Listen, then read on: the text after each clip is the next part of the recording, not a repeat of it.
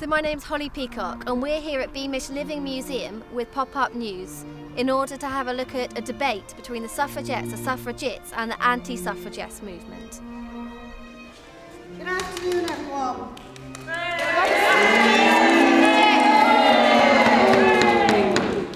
Women of this country. Okay, the Suffragettes actually came out of the Suffragist movement.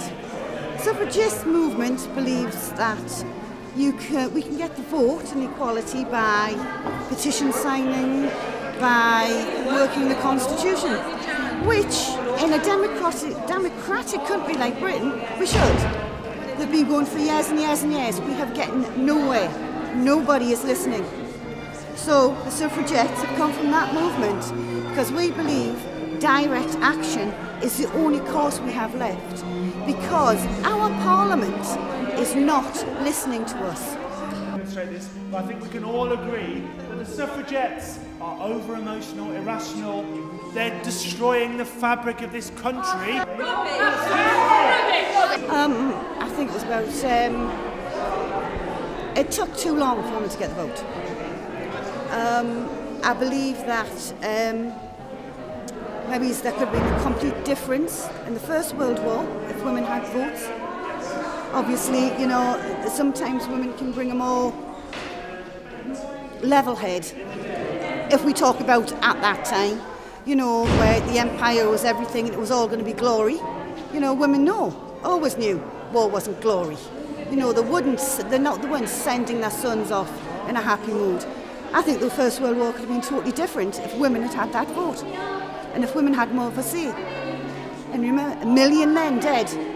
The Somme, Passchendaele, useless war. And I think women could have made a big difference in that to actually, you know, at least get more negotiation with the things than just all-out war.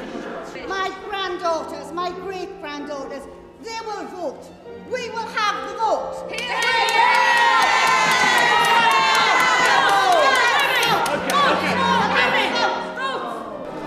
You know, and as, you know, after the First World War, after the Second World War, I mean, it's an awful thing to say, but it actually brought on the rights and the equalities of women a lot more. You know, because women did everything the men used to do. You know, so when, you know, the men came back from war, unfortunately, they couldn't put women back in their boxes. And they had proved what they could do. They could prove they weren't just baby makers, they weren't just wives. You know, they were doctors, they were lawyers, they drove ambulances, they put out fires. They did everything the men were doing. They made ammunitions. You know, this shows how equal men and women are. You know, I'm not saying there isn't a physical difference. Are men mostly stronger than women? Yes, they are.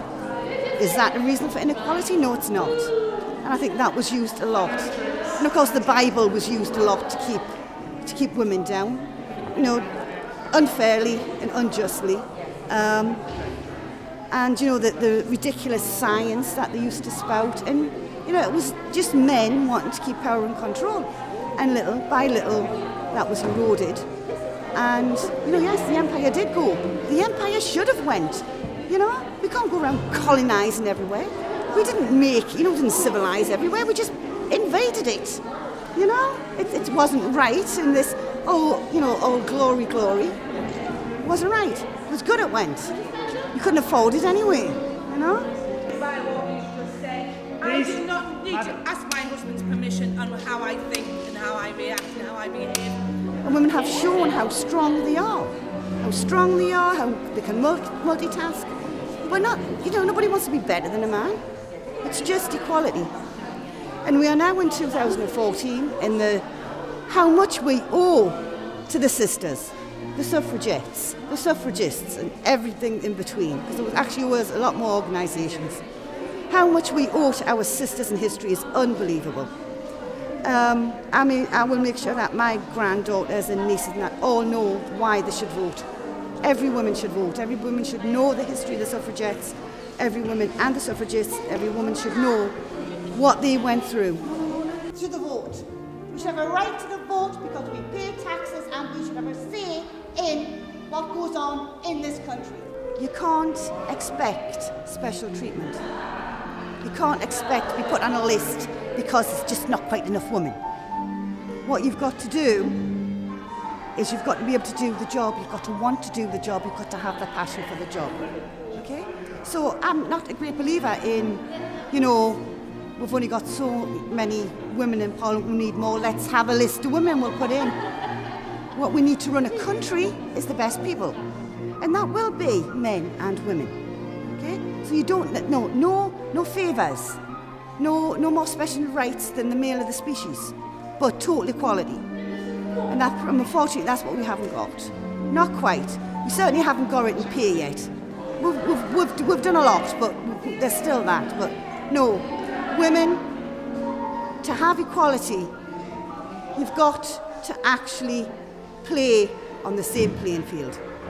As soon as you start asking for some special treatment, you've kind of lost the argument.